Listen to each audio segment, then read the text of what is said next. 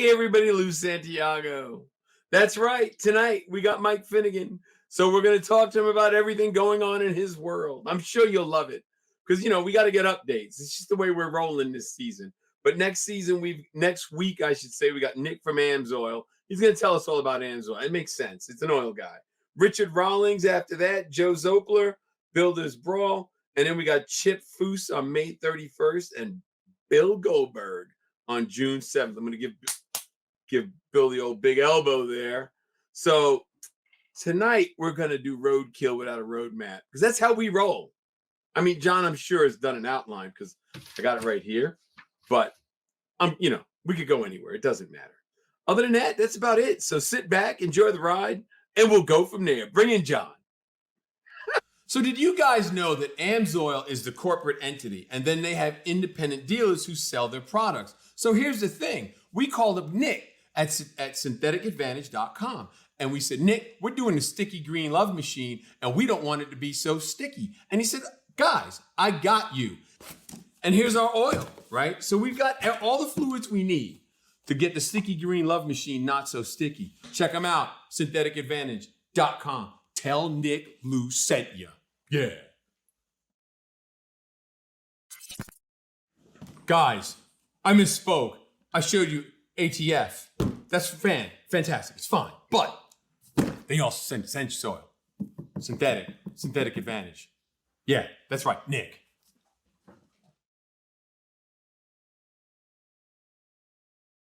What up, yo? Wow. You're bouncing all over the first sheet. You're at the top, you're at the bottom. I'm like, what the fuck is he even talking about? Next week, we got Bubba, not Nick. It's off to the right. It says Nick AMSOIL and Bobby Lou, how do you jump from the top of the page to the bottom of the page? I forgot to give him an update. It says right there. Look. It's green. It's gone. It's gone. There you go. Hey, what? Hey. Right there. Nick AMSOIL and Bubba. It's going to burn up. It's going to descend. It's Mission Impossible. Listen, how was the auto fair? That's on the list. How'd you make out? The auto fair was actually really good. Yeah. They had person turquoise waving. What? What the hell is Bruce talking about? He's on pain meds, I think. Anyway, it was good. There was a lot of what's the word I'm looking for? The Speedway took over a more active part in the auto fair. I don't know all the details about the politics. I really don't want to know. Yeah. But from my understanding was that there was a lot of stuff, a lot of shady things that happened when they canceled the show because of the Wu-Tang beer virus. Yeah. And, people didn't get money back, stuff like that. So they took a more active role in it. So they moved the car corral to the back straight, put all the car clubs in the front straight. So the front straight was full of cars and, and the show cars were there. And then they had half of the infield with vendors. So, it was Friday, we had some rain, but other than that, it was a good weekend. Wayne Carini was there. So, I had Wayne Carini close the show with me. Come on, man. And I wandered around just talking to people, carrying on. Yeah. And we got to get ready because I asked Wayne if his Audi came in because remember he said he ordered an Audi so he could do 200 miles an hour? 200, yeah. So we have come up with it. We have a plan. Okay. We talked about it. I asked him, if it was in yet, and he said no. And we got to talk, and I said, Wayne, he goes, we need to do a club. He goes, we could do our own 200 club. He goes, no. We're going to do the 201 club. I was like, yes, we're going to get hats. We're going to get signed in the book. So you got to be ready because we're all going. We got to go. It's a station wagon, isn't it? What was it? What's the Audi? It's huge. He said he put like 20 guys. Audi wagon. Yeah. Supposedly it does like 190 out of the box. And we all die. So what? Where's he taking it? 95? Connecticut to Philly? Where's he going to run that at 200? I'm not worried about it. We'll figure it out. But the Okay, Charlotte Auto I'm Fair, on board. I heard that there's 150, over 150,000 people show up to that place. To the It auto seems like fair? it's a good crowd. Yeah, it was a good crowd. It really Yeah, that's good. was. It was a good crowd. I'm telling. I didn't think it would be as good as it was because there was a lot of drama a few years ago, 2 years Yeah, ago or a year ago, whatever it was. There was yeah, a lot of drama and people were pissed. And I think what happened. I'm just gonna say what I think what it was is people were calling instead of calling the group that puts it on, yeah, people were calling the speedway yeah. and wanting their money back, and the speedway's going, it's not our deal. That's why they got involved. So there was a whole mess up Yeah, communication. People are yeah, pissed. Where's my money? Who do I yeah. call? So that's why I think the speedway, did the wait a minute, we need to step in and fix this. And that's essentially what they did. And they told me to pencil in the fall. So I'm gonna go do it again. Good. Yeah. Are you ready for Carlisle tomorrow? I still have not packed or anything. I have been oh my God. So get this. Ah, The Sunday, I had to go, I'm doing some R&D stuff for QA1. yeah, you were saying. It's So black hole, but no longer in a black hole because you keep telling everybody right. about it. So we had to go to Nelson's house. My friend Mike from up there in Buffalo. Mike came down here to buy a car and he left yesterday. He got here Tuesday and left Yeah, yesterday. yeah, So the we had to rebuild the steering column because the steering column was messed up. So Mike rebuilt it. We put it in Sunday night after the show, and then when we were driving back home, we turned on my street. The AC compressor blows up. yeah, Yeah, in my S10. yeah. So now you got no air coming up. So we thrashed. I ordered all the parts Monday morning. We thrashed on it till 11 o'clock at night because the parts came in at 3, 4 o'clock. So we thrashed on it till 11 o'clock at night, Yeah. got the AC working. So I got AC, baby. So Oh, there you go. I haven't done laundry. I haven't packed. Yeah, you don't do Usually that I'm normally. packing. I should have. Usually I pack like 2 days before and just throw it in the truck. Oh, you're full of shit. You throw things in a bag like you're getting deployed. I've seen you. Yeah, but it's Hey, usually Carlisle. unpacked. That's what Carlisle looks like. At first, when Ken threw that up, I thought it was San Francisco with all the tents, but that's right. Here's what I'm drinking. Can you see it? Can't see it. Can't see, it's acting weird. I don't. Why is it I acting know. so weird? It's garage oil. Maybe if I put this behind it. No. Yeah, whatever. Fuck it. What time you getting up? What time you leaving? You got to roll out at 5. At 7 hours, you'll be there at 12. Yeah, something like I'm planning on getting. I'm probably gonna leave at 6 now because I have nothing done. So I'll probably have to pack in the morning. I'll figure it out. Yeah, I'll figure it. I'm not sweating it, yeah, and I'll get out there. I mean, I want to leave at 5. I want to, but we'll see. I just gotta. I know when I get up there, Tina will be asleep, so I'll probably pack, but I gotta get my act together. But check this out. So I got a sticker for my welding shield. Can't even see it. The thing's fucking up. Oh yeah. Well, what the fuck is going on with the computer system? Here, look. There it is. Support single moms. Yeah. You're such a fucking jackass. What else we got? We have Carlisle. We're going to the Arbo booth. We're doing Yep. Camaro Central. See Yep. Ben. Hopefully Ben's watching. Ben, we need a mission statement for the video we're shooting on Friday. Yep.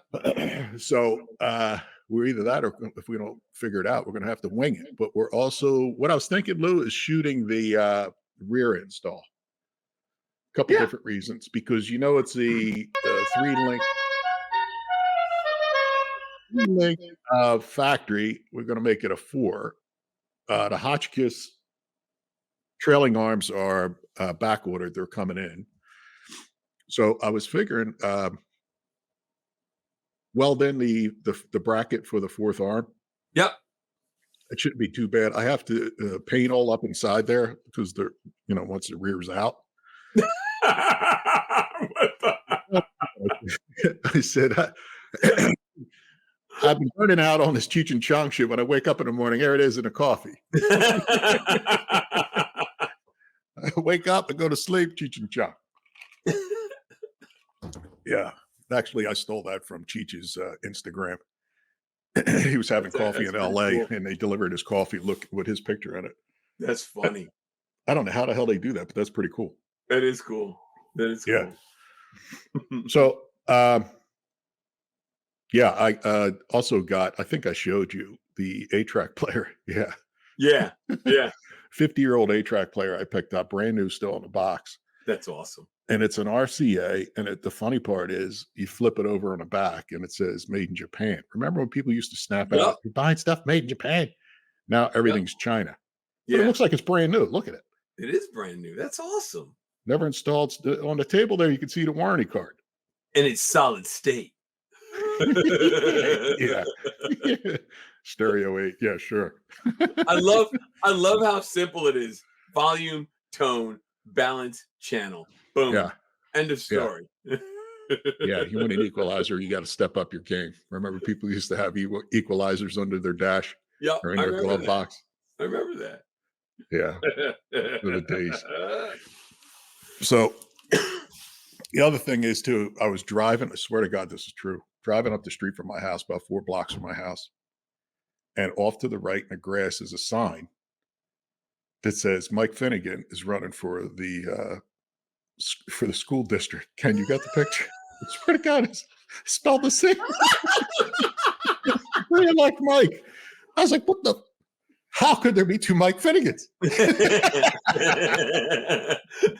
It's a stunt double.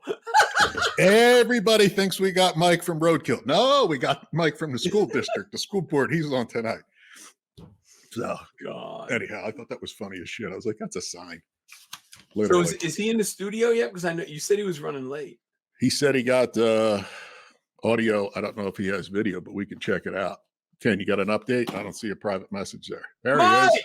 There. Hey, he is here. So, they wouldn't let me sound, man. I barely graduated. So what are you doing what are you doing to the caddy back there, man? The turbo's facing the wrong way because it's hanging from an engine hoist. But I figured that. But none of the turbos. Finally. Okay, cool. Yeah, cool. That's awesome. I'm getting to the exciting part. That'd be fun. Yeah, that'd be exciting as hell. Shit. What are you expecting to get out of that thing, Mike, when you're done? What's that? You going to do 1,000 horsepower out of that bitch or no? I think it'll do way more than that. It'll be hard not to. It'll be on alcohol. It's 530 cubes with twin 88s. So it ought to do 2,000 pretty easily. Yeah. The car is so heavy, it's going to need most of that. Oh, yeah. It was. Well, didn't you do like a 25.5 chassis or something? You did something crazy with the chassis, right? It's a full chassis, but it's like a street rod kind of deal. It only has an 850 gauge in it. So it weighed 4770 stock. And God, I've not lightened it. Like it's still got all the glass, all the sheet metal. Like I have not lightened the car up, and I'm not going to because I want it to be an actual street car. Right. It'll probably take 1,600 to go 899. Probably. Wow, still, it's but it'll be fun. It's gonna have air conditioning and power steering, and it should be medium fast. Somewhere around there. Yeah, but it'll still be a barrel of laughs. Yeah. Oh, the whole reason I built it is because I can fit my friends in it. Yeah, exactly. So I don't know if you heard, but we had Wayne Carini on a couple weeks ago, and Wayne's been wanting to he's been wanting to do 200 miles an hour at Bonneville. So he buys Jimmy Shine's Roadster, and they got it going, but just he hasn't been able to do it. Has he ever driven something that short, that fast? No, Wayne. This is Wayne's bucket list. He's never done this before. Yeah, that's what I'm. Oh. Yeah.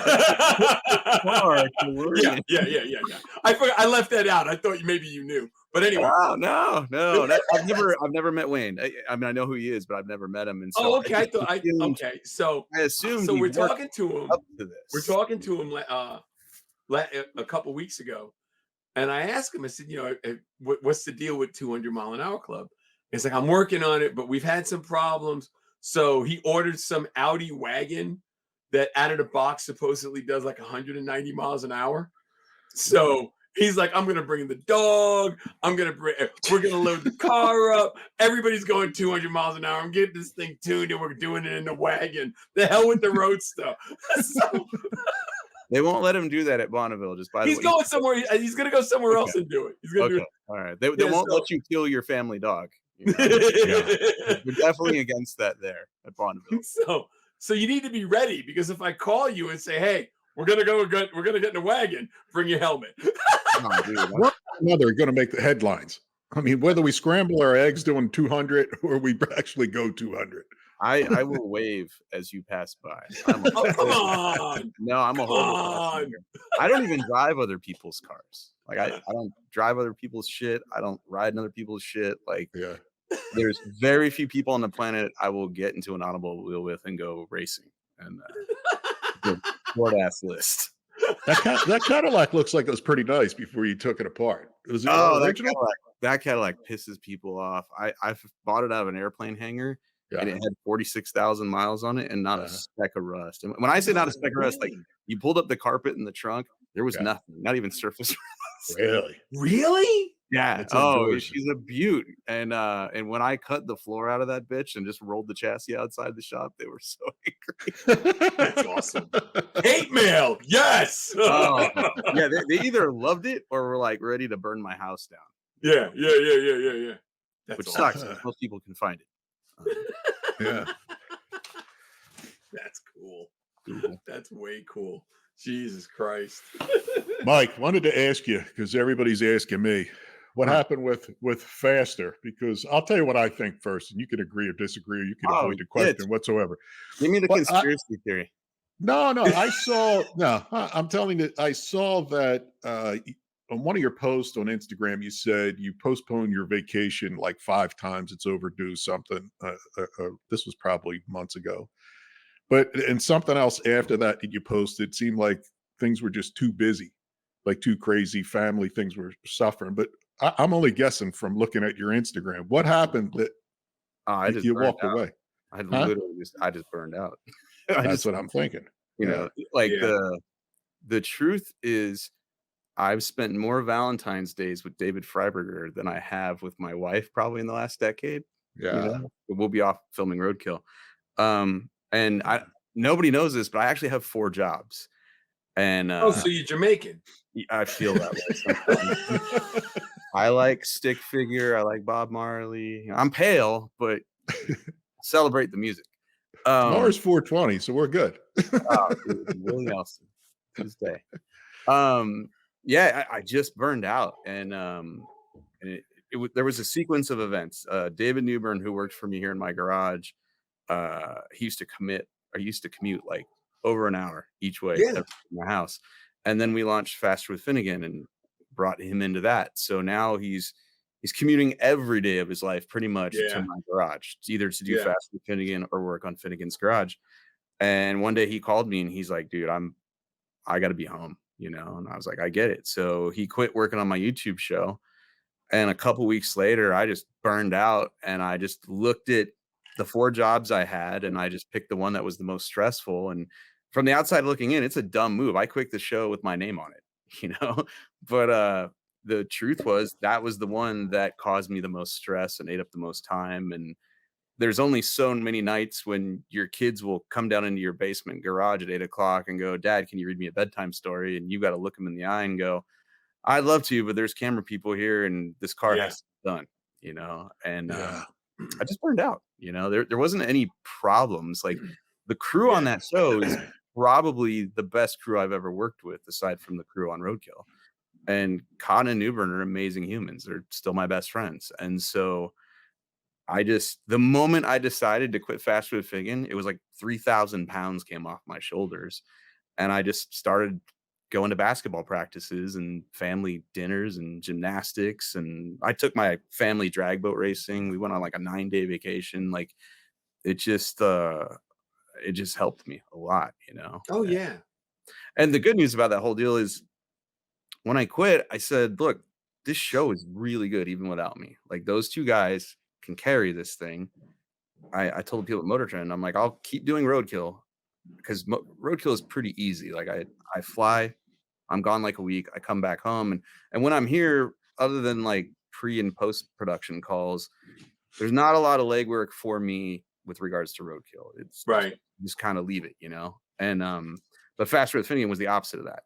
And so, you know, when I quit, I'm like, hey, look, just take my salary and get these dudes some help and give them a raise and, you know, whatever you got to do, but keep going with them because they're really good.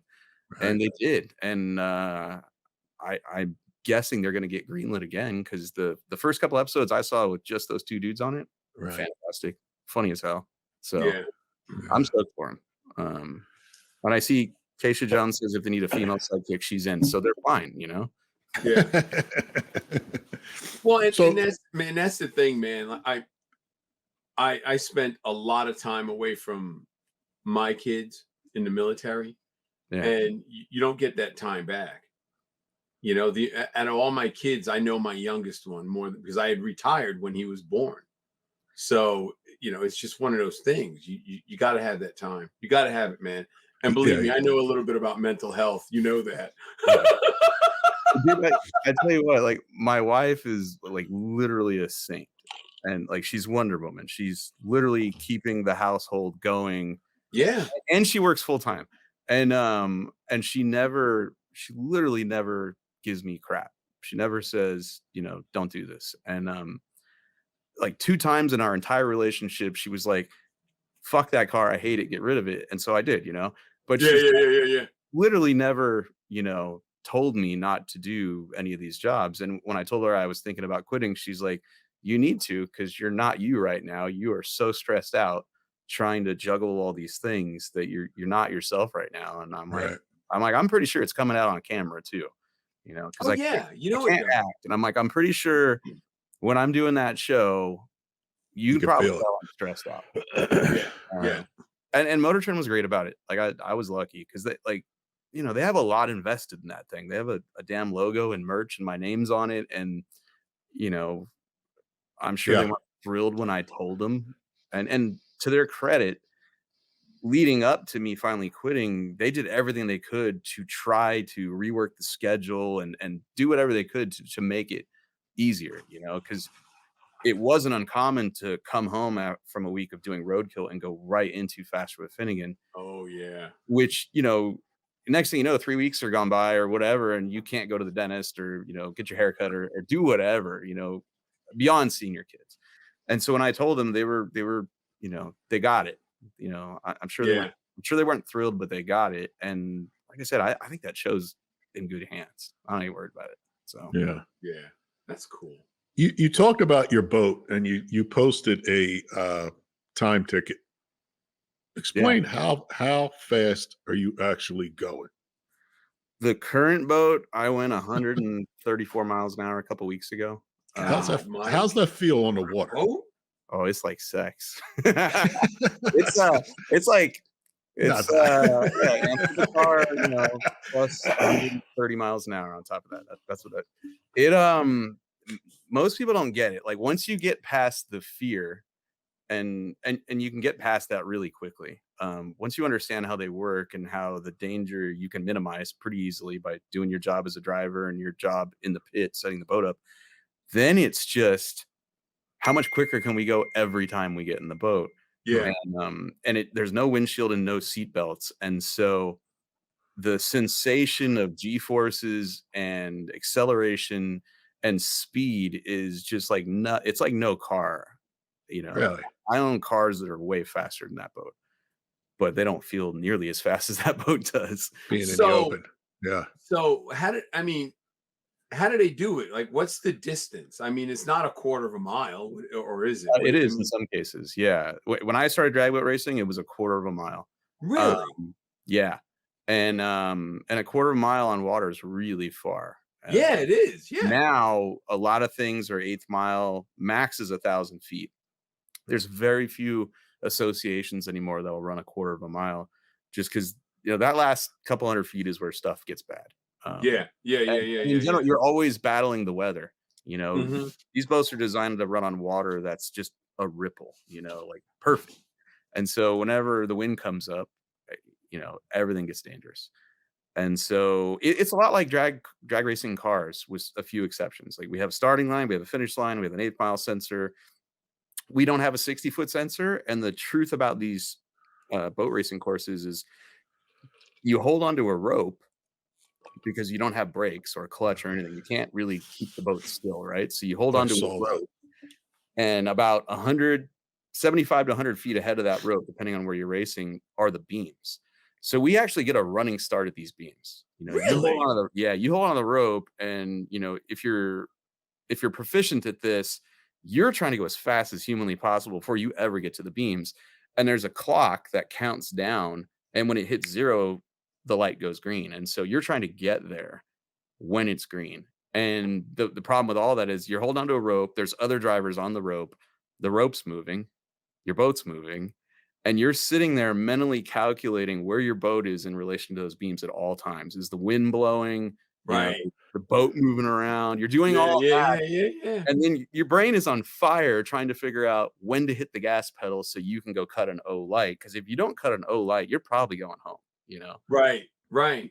And for me, I think it's as hard as hitting a 100-mile-an-hour fastball from a big league pitcher with a round bat. Like, it's hard as hell to do it, I never knew that it was that much involved. You know what I mean? Dude, it's ridiculously difficult. That is crazy. But once you get it, like, it's weird. Like, once you understand everything that's happening, then it's pretty easy to sit here and go, all right, the boat moved backwards a little bit, the boat moved forward a little bit, the boat moved sideways, and you can think about all that and then just decide, I'm going now.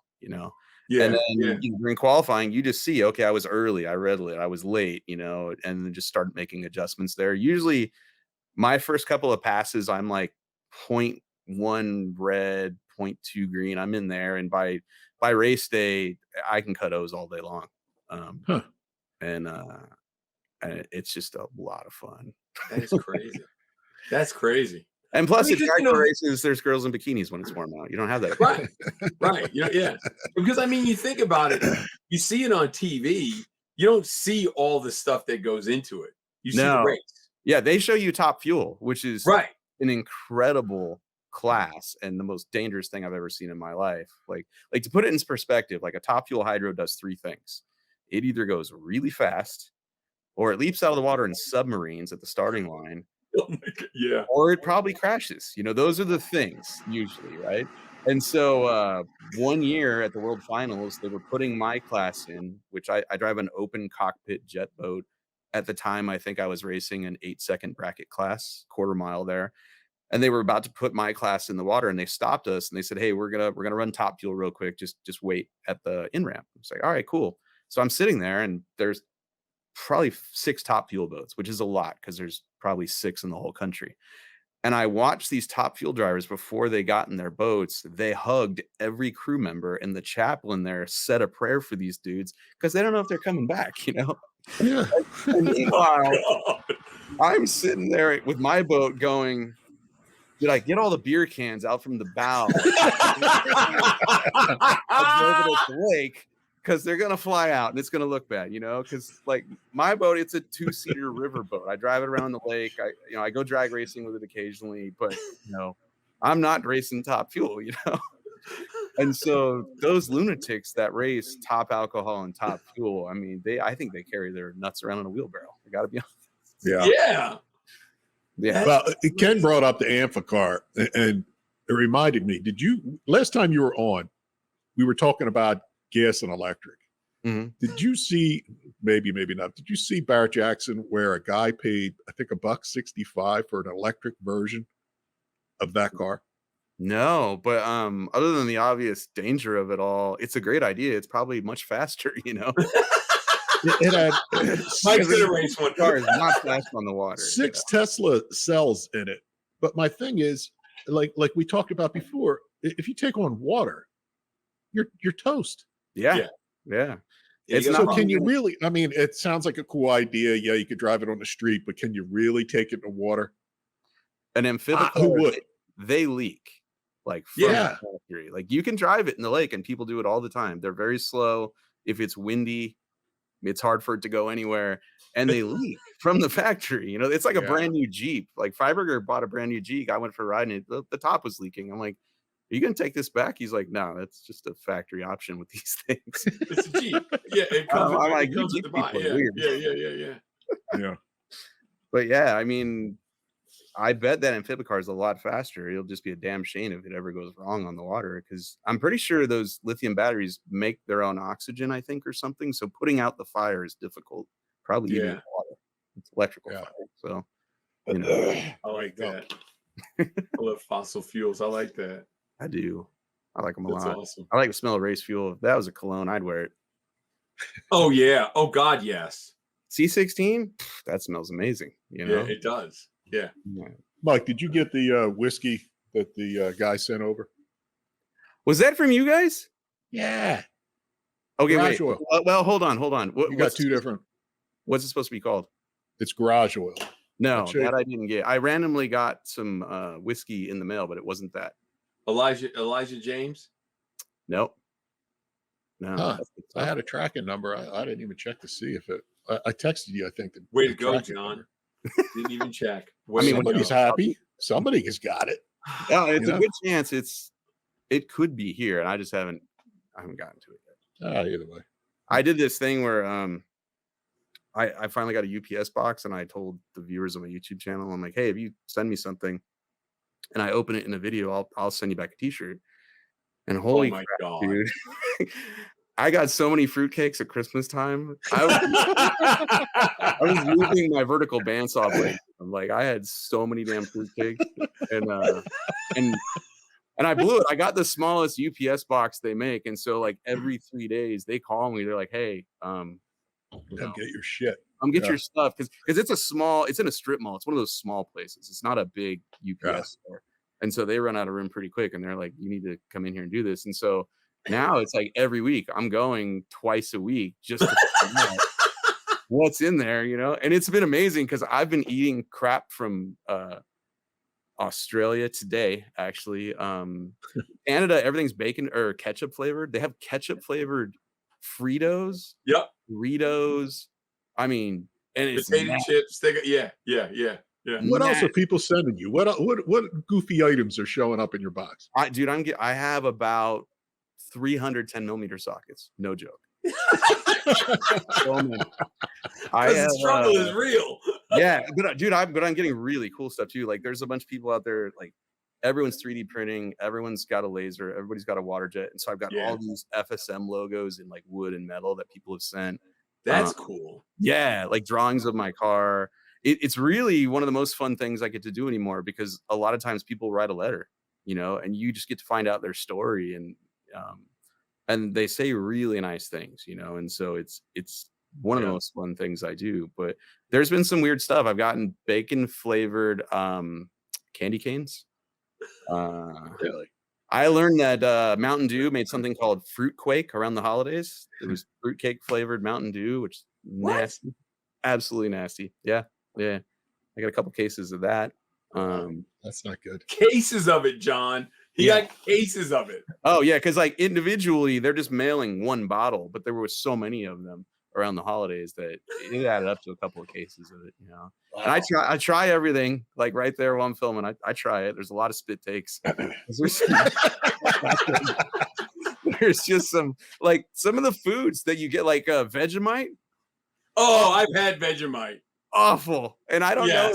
So for the people of Australia, I don't know if Vegemite is like a joke, like Foster's. Nobody actually drinks this or eats this, but we're going to send it to the dipshit in America, you know? And I don't know if that's the case or not, but no, they eat what's it taste like? What's it taste like? What can you compare it to? Burnt fuck, dude. It's just horrible. Like, it is. It's horrible. It's really bad. It looks like chocolate, but it does not taste like it. So it was shipped. It was shipped to you from Australia. Yeah. And you still ate it. Oh yeah, yeah. I'm for cause. Well, I And mean, I and don't think it has sadly, a shelf life. some of the stuff is old. Like the mail backed up. I'm still opening stuff from December now, and Oh, so I'll open for like an hour. I'll do an hour-long unboxing video, and then I just tap out. I'm like, I can't eat any more of this crap. My ass hurts from sitting on the chair. We're just gonna cut it off here. No one wants to watch me unbox shit for 2 hours. And so because of that, I mean, I literally opened packages from December today. It's Oh just my God. it's wild. It's really fun though. Oh yeah. shit. We got to send him something, John. We got to send him something. Yeah, whiskey. Yeah. Yeah, I should have sent it to the post office Big box. tease. What's going on with you guys? What's new? What are we working on? Dude, I'm not Working on working it. on anything right now. I still I got to expand my shop. I'm not working on anything. The back surgery went well. I'm good to go. I just got to be careful. You know, I got to be careful. But other than that, that's it. And I'm trying to get a full-time gig teaching so I can make some cash. Cool. And that's about it. I take Yeah. lessons from you. Yeah. So that's it. The I mean, just hanging out. What about green you? love machine is up front for me. I am close. Got a couple more months, but that's the whole look. Of course, I gotta rough up some stuff. That's with the red oxide on it. I got to put the gray on it yet. I got to scratch things up. I got the fur interior back. Got the change wheel. The door latch is a nice touch. I'm going.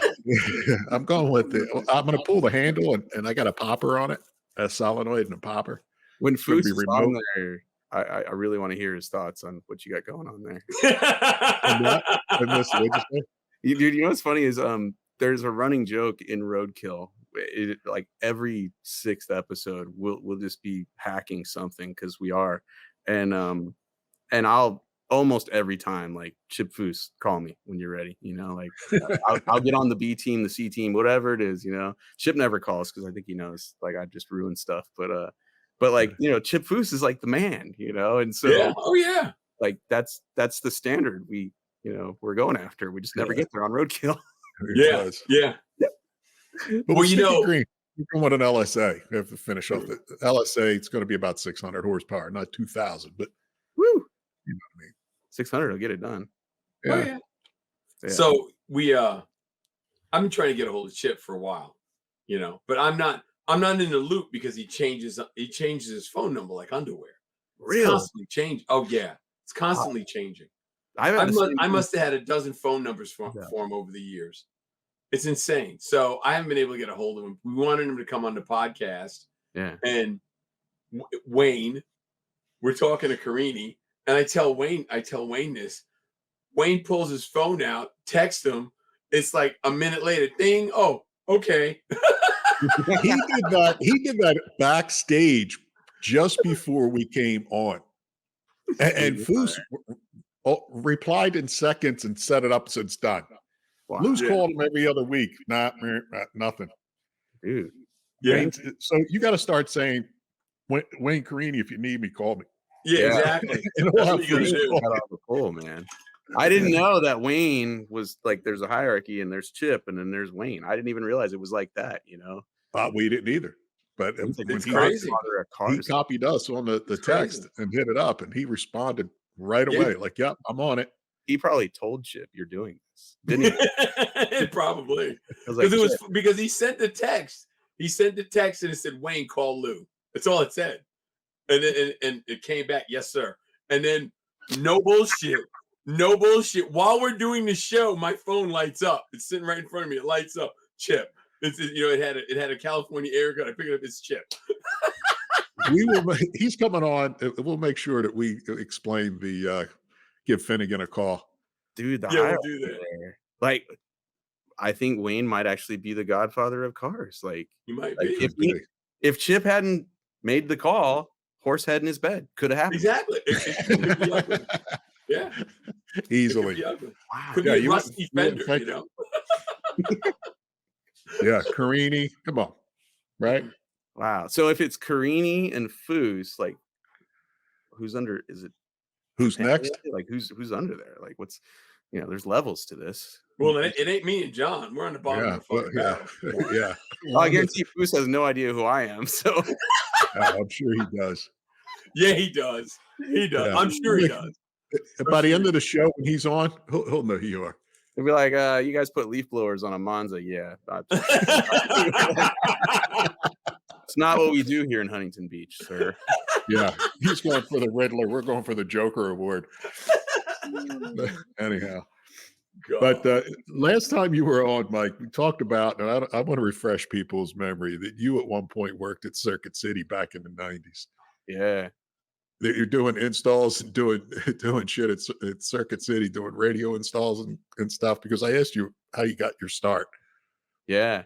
I was just talking to somebody about that actually because I don't know how the subject came up, but we were talking about Ford Explorers, and a Ford Yeah. Explorer nearly got me fired because a woman came in to have a car alarm installed, and to just out of sheer boredom, I was just making up names for cars. So I wrote Ford Exploder on the work order.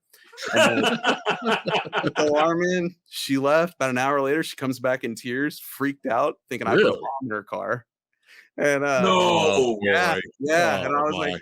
no, no, no, no, no. I just, it's like Ford Clitoris, Ford Explorer. It's just the name, I don't mean anything Jesus. by it.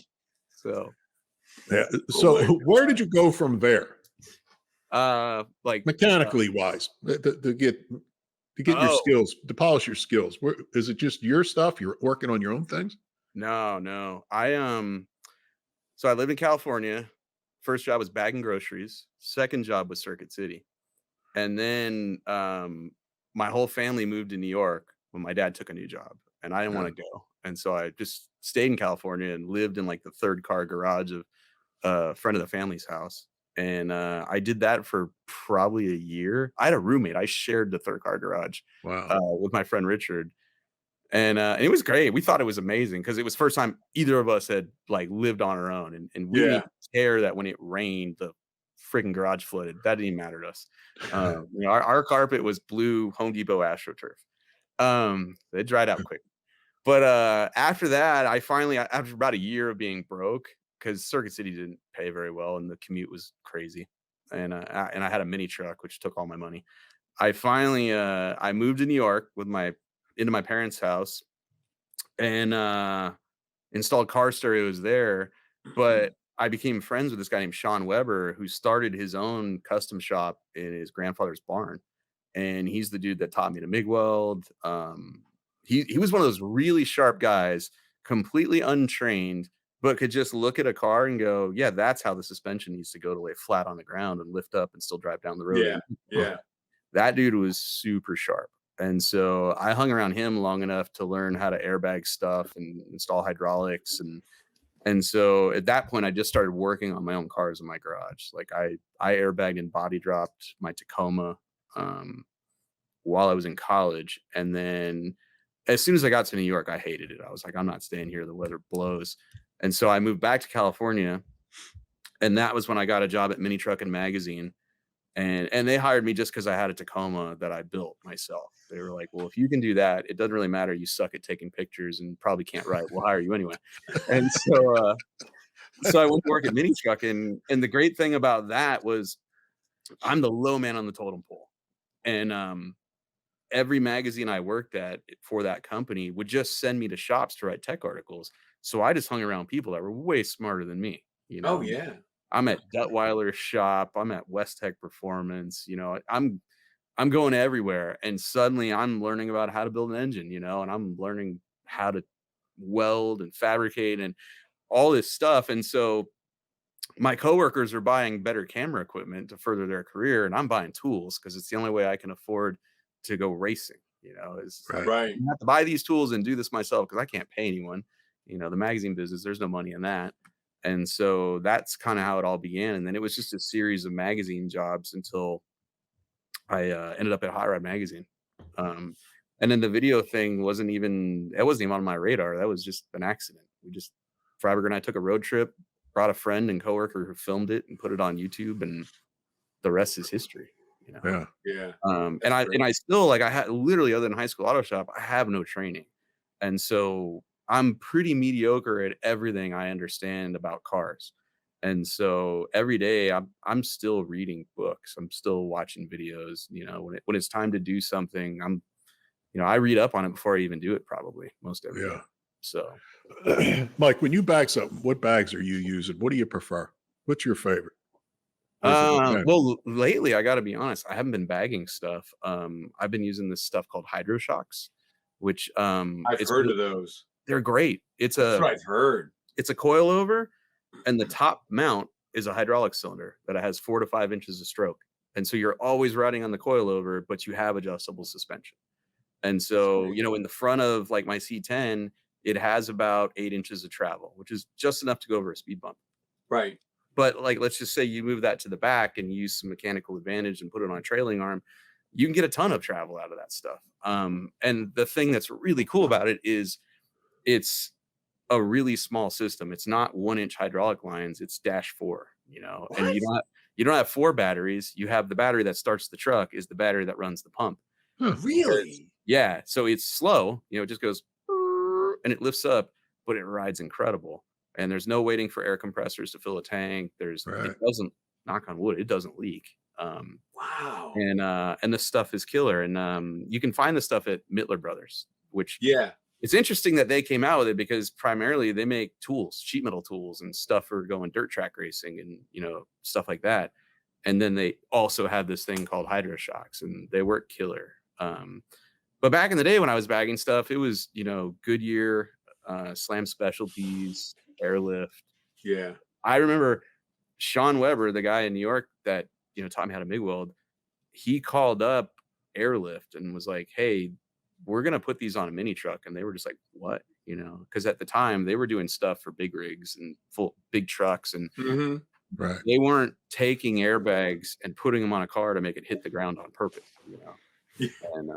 And that was a hard time to be a mini trucker back in the day because we were basically stealing ideas from hot rodders and street rodders and sticking them on mini trucks. And everybody looked at us like we were just crazy, and, like mini truckers took the idea of channeling the body over the frame and said, why channel it? Let's just raise the whole floor up and, do it faster and easier and lower. And, and then once everybody got tired of having no leg room in the cab because you raised the whole floor up, then they were like, we need custom chassis, so that we can lay the truck on the ground and not cut the floor at all or very, very little. And a lot of that stuff didn't come from me or Sean. It came from mini truckers like Brian Genzo and, other guys from the 90s that just innovated that stuff. And I'm guessing that magazine.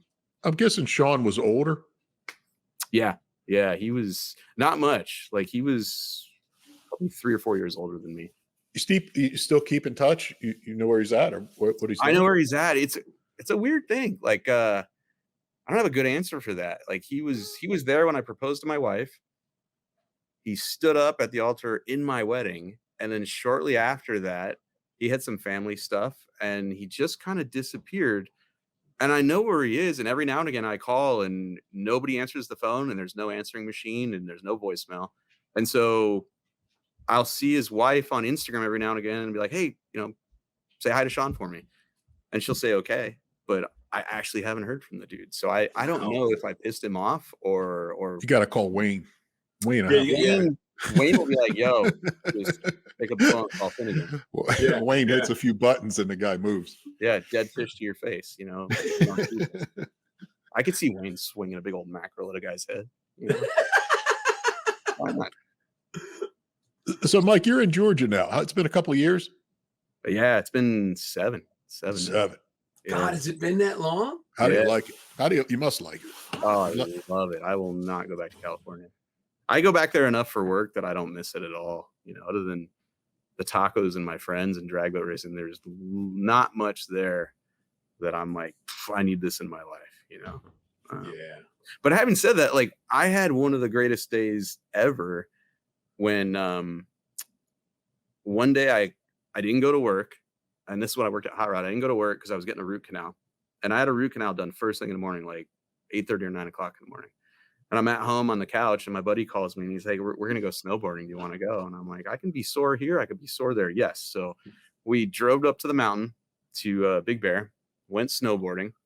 And then on the way down the mountain, my friend Mike Alexander calls me and he's like, "Hey, I got a brand new 5th gen that I need to test the drag strip. Do you want to drive it?" And I'm like, "Hell yes!" So I got a root canal. I went snowboarding and I went drag racing all in the same day. All that was missing was the beach, and I can't think of another place where you can do all that in one day.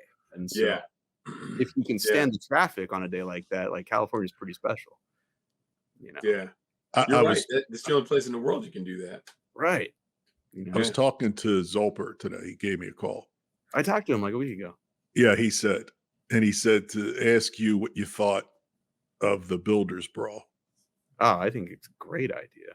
That's what I think. I might have told him that. Like some of my favorite drivers are also tuners and car owners. You know, like in NHRA, Tim Wilkerson comes to mind. That dude drives the car, he tunes the car. You know, that impresses me. So the idea of the builder's brawl, where you can only race if you've built your car, Yeah. dude, I think that's killer. You know, Yeah.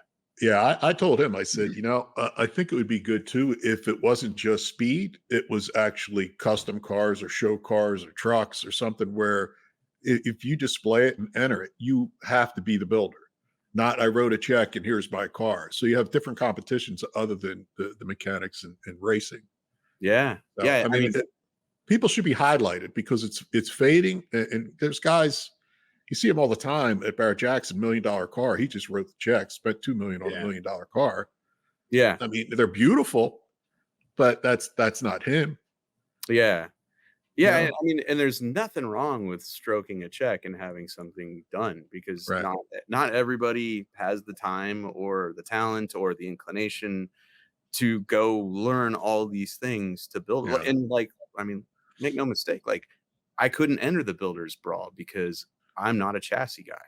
You know, I don't have a table, nor do I have the information in my brain to build something that'll be safe enough for me to go as fast as I'd want to go.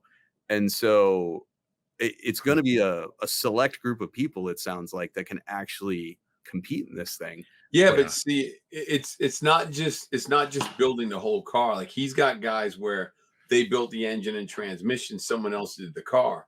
They did a big chunk. They did their big chunk. So okay. you know, like your caddy, you built the engine, you qualify. Right. Okay. I get it. Well, so like, you know, and I've had people give me crap for this. Like my Bel Air, I did not build the chassis. And although I've ripped the motors apart a bunch of times, I didn't build the motor. But, you know, I wired it, I plumbed it, I fabricated the exhaust, all the seat mounts, the roll cage. Like I've done a good portion of it, but I didn't build that car, you know. But you qualified because you did all that work. Okay. So I thought it was like you got to do everything, which means these are select group of magicians, you know. The more shit you do, the better off you are to get in it. That makes sense. Like your caddy with the work you've done on it, you would be able to get in. See, and I wonder about that. So like that car, I didn't do the chassis and I didn't do the cage, but like the turbo kit, you know, the headers, the hot side, the cold side, that'll all be me. The wiring and plumbing will be me. But you know, the big chunks of this thing, like the chassis and suspension, I was there, but you know, I'm not the guy. You know, somebody else did that. So because he said for the first one he had a guy. The guy had he had the engine built, and just to make sure that they were in, because I think the son wanted to drive. I think it was like the son normally drove the car and they wanted the son to drive, but being that he didn't do anything, he was just a driver. That they actually videoed the son taking the engine apart, remeasuring everything, and then assembling the engine so he could do something, so he could run. Yeah, and see, if nothing else, they have the passion or the competitive drive to go length. You know, like that's pretty cool. I mean, you should get in for that. Totally. Yeah. Oh yeah. Yeah. But you know, having said all that, if they have people there that are doing almost everything, that's really impressive. I would love to see what happens when you get that select group of legends together, you know? Yeah. And be able to run. Yeah, because there are guys out there. Like I'm friends with guys out there that could legit do everything. You know, they're Renaissance men. Like Kevin Smith from KSR can do everything and drive. Eric Yost from Customs by Biggin can do everything and drive. And there's not a lot of people out there that have that many skill sets, you know, Right. proficient at. Which is why when you come across one of those people, like it's, you know, you just stand around and shut up and watch and listen. So Yeah. Like, dude, I was- can't do electrical. No, I can't either. Electrical That's- makes no sense to me. Yeah, I got got a guy. the electrical part of it. That part, Yeah, I makes no sense. I love wiring. I love wiring because I'm like I have not OCD, but like every zip tie, I want it the same direction. I want the spacing the same. Like I'm a lunatic when it comes to electrical, which is why I enjoy doing it because it's so time consuming, and I can just sit there and listen to music and tweak on it for 12 hours. Yeah, it's a different brain. Yeah. Because I can't do that. I got a guy, Jason. He's coming out Friday. He's going to wire up the Love Machine. Cool. But yeah, he's a whiz at that stuff. But me, Yeah, dude, he's nah, a I don't even attempt to do that shit. I can't understand electric. It's just Oh, it is complicated for sure. yeah. When you want, yeah. And make no mistake, like I'd rather wire something complete from scratch than try to figure out what went wrong with somebody else's crap, you know. Like Ken's got new pictures now. He's got new pictures of me. This was 1979. Wow. I was talking to Carter at Shiftworks. Carter sponsors the show and the Sticky Green Love Machine. And he said, he goes, yo, I listened to the Finnegan show when Finnegan was on last. I said, yeah. He cracked up. He loved the show. That's why he jumped on, because the first one he listened to was yours. But he said, hey, if you talk to him again. I'm like, yeah, he's coming up. He goes, he installed a Shiftworks shifter. And he told me flat out. Yeah. He said, if you have any problems whatsoever, he says, call me. He goes, don't film anything, guess at it and do. He said, because he said that you had to cut the floor or do something. You got it working, he says, but something you did that was wrong. And he was cringing. So I think, I don't know if he's watching or not, but I think Friday we're going to send him. I'm going to have Lou do a video where he's got a hammer going, I got to fix this. I know what he's talking about. We're going to fuck with him. I remember it. I think he's talking about my 66 vet that had a 4060 in it, which, good God, those don't belong in C2 Corvettes. They don't. Yeah. And I don't think the motor or the trans were in straight. And so the shift linkage was rubbing the floor. And it's entirely possible, yeah, because your instructions are a little vague. I was doing it wrong. And his instructions are one size fits all. Could be for 3 different shifters. I did notice that, because I'm like, wait a minute. It's entirely possible I was doing it wrong, but let's go with the motor and trans were in crooked, because that sounds better for me. And exactly. I'm pretty sure I had to bend it and rebend it and whatever, but it worked. And I like it matters. I like yeah, when I opened up the box, I was assuming a lot of things. I mean, it's offset. I was telling Lou last show, it's offset. So the selector, the way that it's set up so it parks forward, the selector's on the left side. Well, in the Impala, the selector's on the right side, the indicator. So you have to spin the whole thing around and switch everything out so it works the way that it's supposed to work. And I'm thinking to myself, how many cars have the indicator on the left side that he sends it out that way? But yes, his instructions it took me a second, because I'm like, left is right, right is left, and to get at when I got it figured out, it works really well. I mean, it's a nice piece. Yeah, it's just it's you assume, and it's not what you assume when you first see it. And it's a nice product. It really is. Like it functions really good. But instructions it's very few things out there that the instructions are actually good, because they're not written they're not written by people like us. They're written by someone who's too close to the product and has seen it and worked on it, tweaked on it for 2 years. And they're replacing words in their brain and leaving stuff out because their brain says it's already there, and it's not.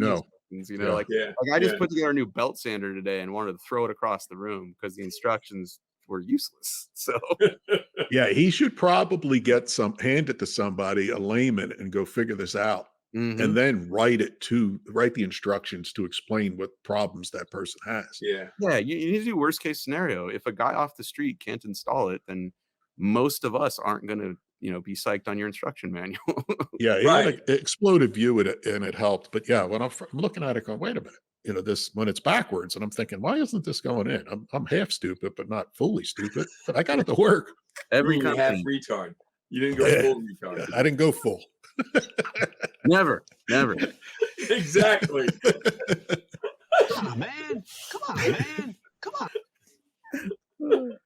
Mike, the other person that the sponsor on this show is Armo SEMA. They're tied in together. And we got behind these guys because we appreciate their message, which is bring a kid to a car show. Yeah. The question I have for you, what do you do or what do you think could be done to keep the hobby going? Because with electric and things the way that they're headed, more kids are into their phone and what apps they have and not actually physically doing shit. Yeah. Yeah. So when they brought the idea and we started talking about it, I'm like, well, you know what? You're right. You know, their whole thing is bring a kid to a car show. The restoration part of it is key. Yeah. But what do you think we could do? And what do you think of the future of the hobby is? I'm actually not worried about it. No? And I don't mean because I don't care.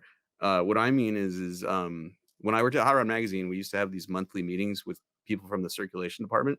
Right. And every month they would sit here and show us the numbers, how many magazines, how many copies of Hot Rod were sold on the newsstand, how many subscribers there were. And every month it was going down. You know, the customer base was aging out. And so we spent a lot of those meetings trying to figure out, okay, how do we get kids into this? And at the time, most kids didn't even care about getting a driver's license. And they could care less about a muscle car or car shows or whatever. And all of a sudden, YouTube exploded.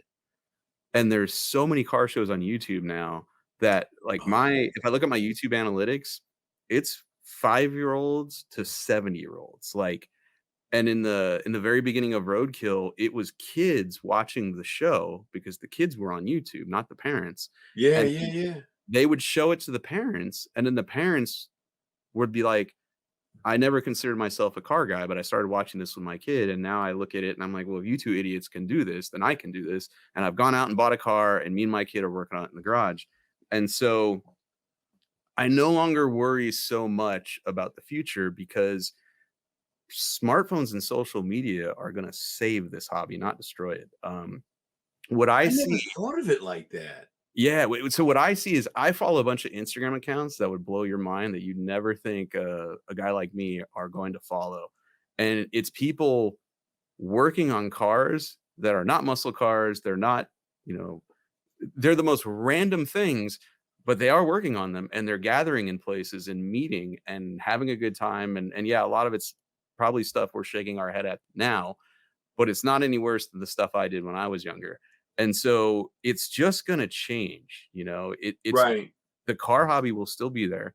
It's just going to look different and sound different. And there's nothing wrong with that as far as I'm concerned. Yeah. I was lucky. I grew up working at places where I got to look at Baja trucks and boats and hot rods and muscle cars and imports and like Import Tuner used to be one of my favorite magazines. I've had everything from a Honda CRX to, a Chevy C10. And so every one of those genres, I just keep a little piece of it in my brain for whatever I build, and it doesn't matter. And these days, some of my favorite car builds are imports, or drift cars, or, there's stuff happening all over the place. It's just not on everybody's radar. Like if you go to Houston right now, Yeah. the locals are putting these things called swangers on their wheels, and they look like Greco-Roman, like horseless carriage races around a I've seen. Yeah, I didn't know what they were calling them. They stick out like this. Yes. And the wider they are, the better. And these kids are bolting them on, stopping a street and just swerving at a low speed with their swangers and their trunk open and their big stereo. And I'm looking at this going, I'm never going to build one of these, but at least they have bass in the trunk because it's a long time since I heard bass in anybody's trunk. And so it's stuff like that. There's these little segments of the hobby that are exploding, and they're just different than what we're all used to. Yeah. I'm about to go to LS Fest West for Holly. Yeah. And I haven't been to that one. But what I'm expecting is just random segments of car culture that happen to have LS engines that are, wildly different. And that makes me, I'm into it. Scott Malpass said, scan code to receive YouTube instructions. Scott, are you talking about the shifter? Because I'm confused. Write us back, because if there's something I'm missing that tells you how to do it, I didn't Google it. I mean, I'm only talking about a 20-minute setback, maybe 15 minutes. But what I was surprised that it was reversed, and everything that's reversed to my brain doesn't make any sense. But Keith Gill, yes, I did. there you go.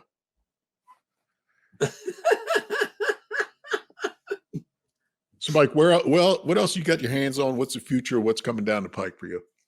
That's a good question. You're filming Roadkill now? Yeah. You're about to jump in your truck?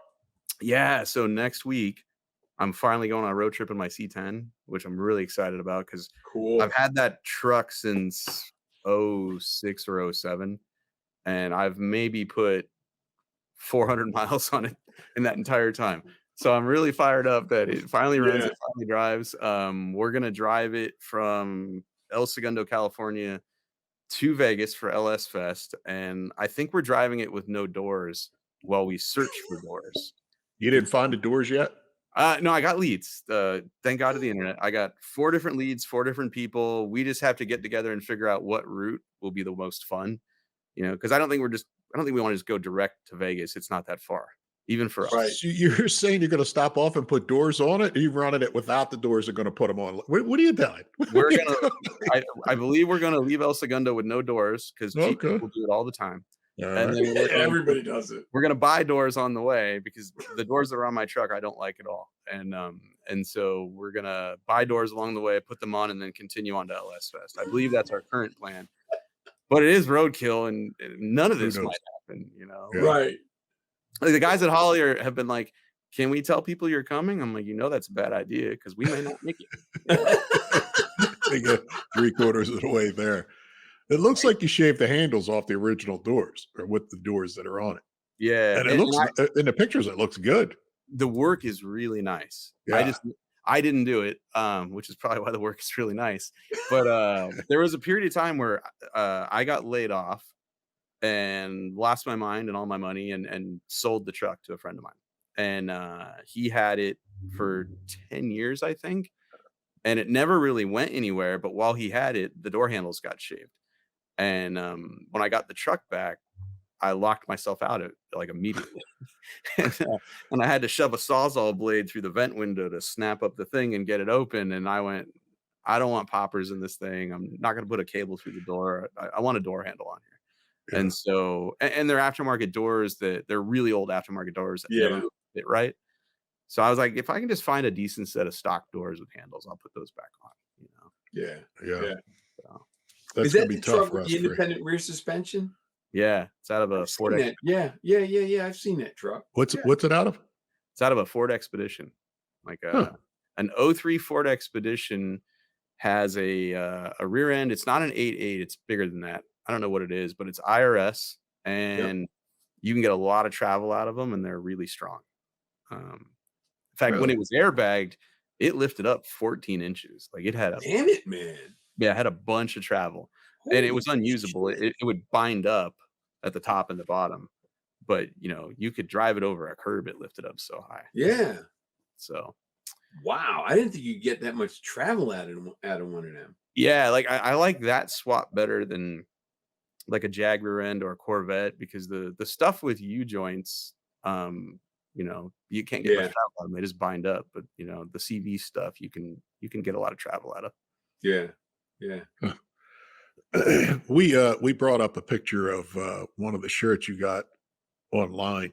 Tell people, when we talked about this before, you have a bunch of swag on your website. Finnegan, there it is. SFM Garage, right? .com? Yeah, FSMgarage.com. Jerry Rig University Master Duct Tape. Yep, there you go. I like that one.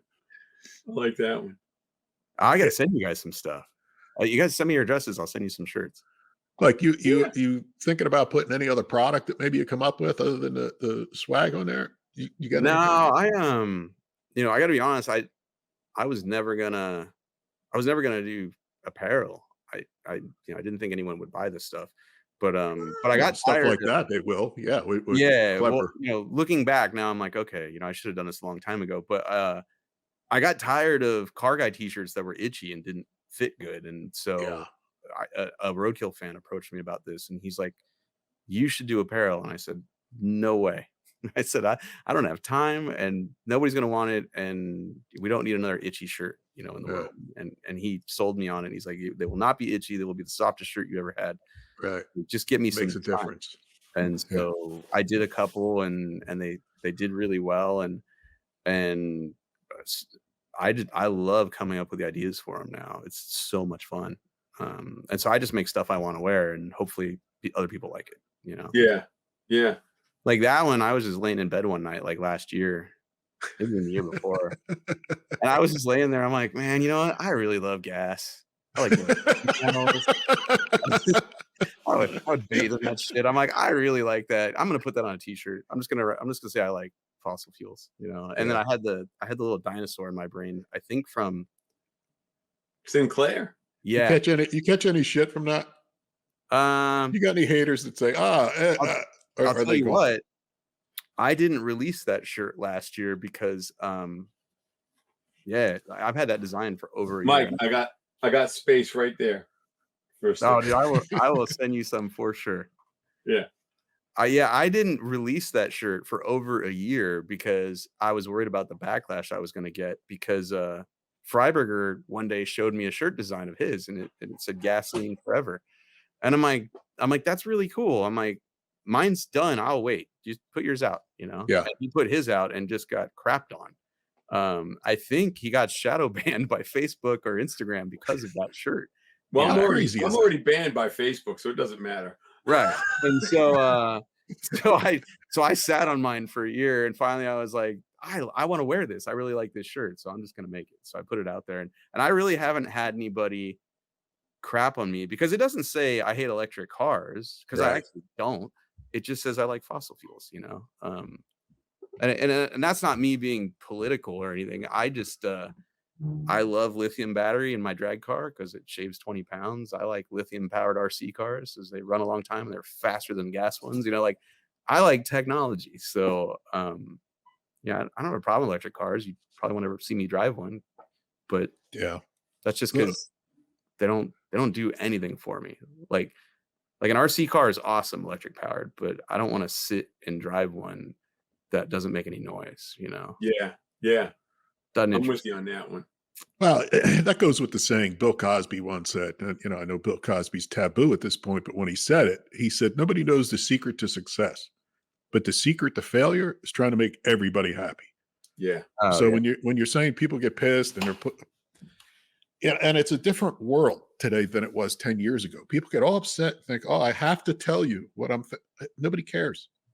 Well, and the thing you gotta think about that too is those are just the people that have enough time to complain about something. Oh, yeah. There's way more people that are not doing that, and they don't always, like you go into a restaurant, you have a really good experience.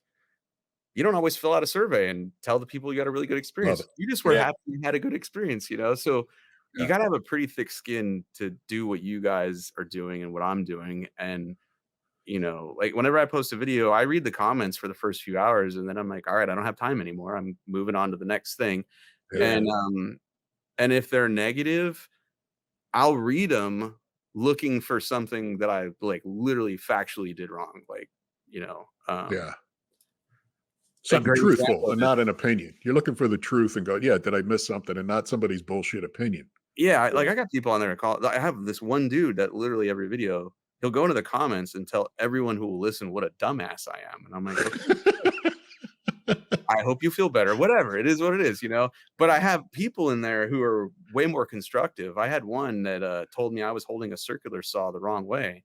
And I was, because I don't know anything about woodworking or building a house. And I'm trying to cut the wood for the bed floor in my ramp truck. And every time I do it, the saw is kicking back. And I'm like, what's wrong with this saw? And I cut like 12 planks like this. And the audience in the comments is just like, turn it around. And so I read the comments and I'm like, I walk back out there. It's a right-handed saw. You were doing it left-handed. Oh my God. I made a video going, hey, watch this. Thank you. Oh my God. To the guy that's on your feed being a dick, just call Carini. Carini will make a phone call. That guy's gone. You won't see him again. Yeah, Sleep with the fishes. when this is over, I want the man's number. We'll hook you up. I'll send my Take tribute care to of him. that.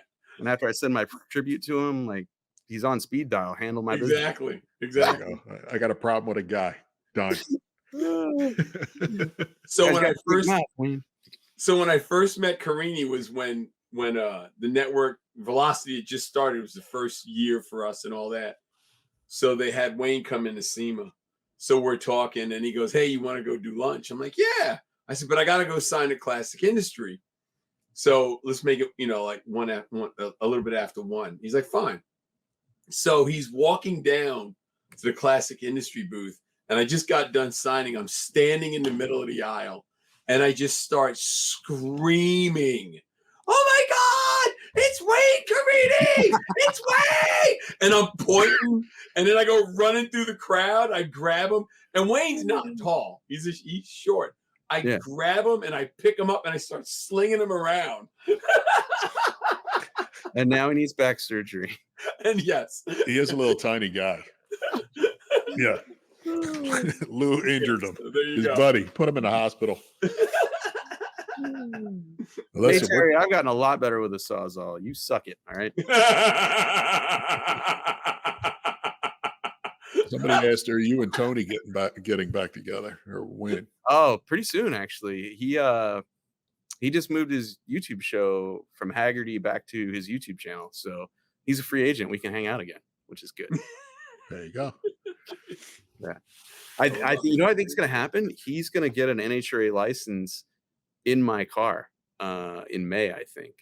Really? We're going to go dyno the car again and track test it. And I think he's going to try to get a license driving Blasphemy, which would be rad. That would be. Yeah. That would be. I hope that'd be cool. Well, we're 21, so we're way over. Doesn't feel like it, but we are. And I know Ken's got to get. There you go. We're all side by side. So that means we're wrapping up. Okay.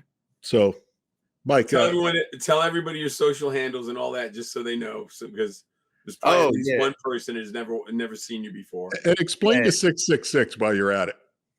I know the deal. I know the deal, but explain it.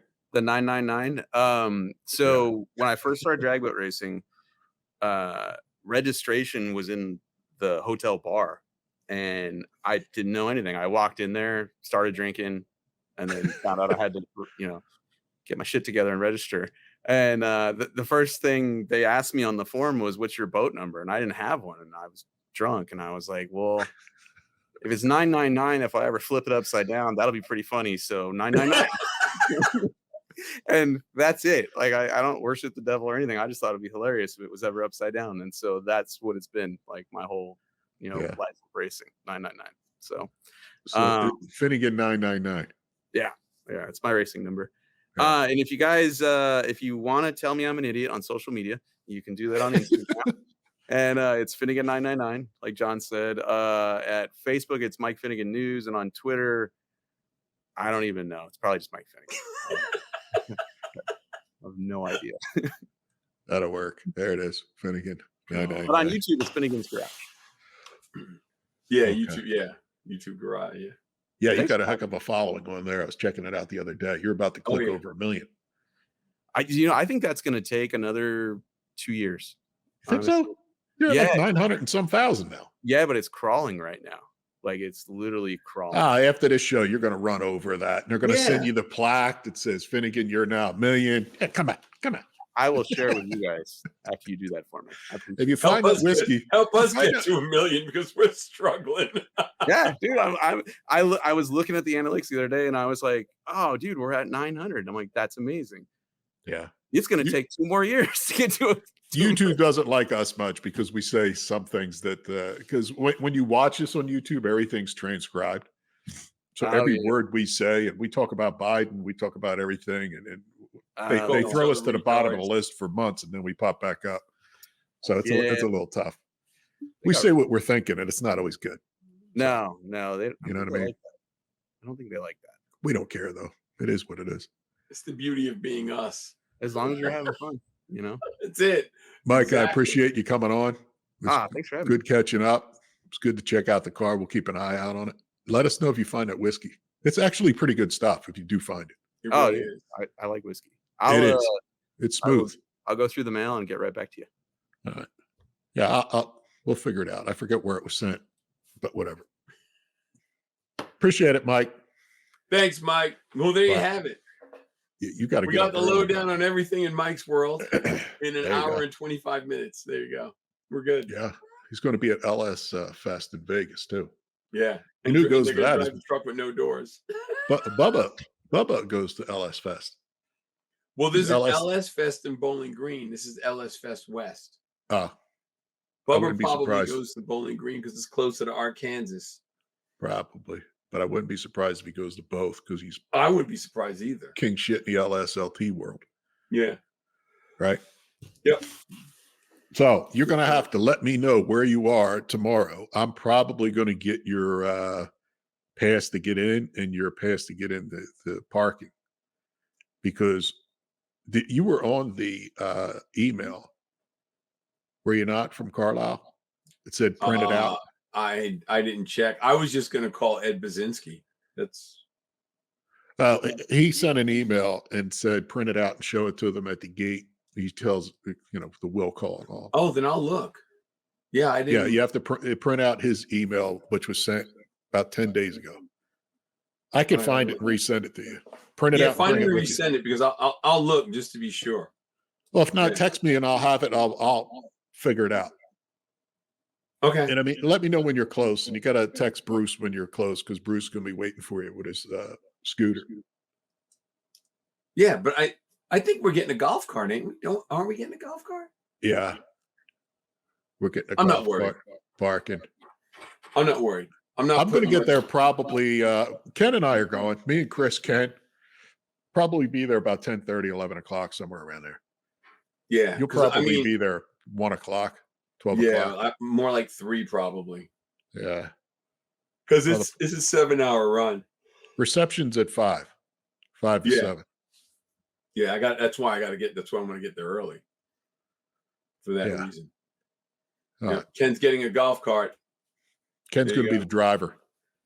Yeah, someone's got to be the driver. He's going to bring his clubs. Tell him he's got to bring his clubs. Yeah. God. Judge Schmales. Oh, man. All right. So money's on the dresser. All right, everybody. I hope you enjoyed the show. I know I did. I know John did. And I like this, and Mike did too. I will just go out on a limb and say it. So all you guys, keep it real. Keep it between the lanes. Till next week. We're out. Later.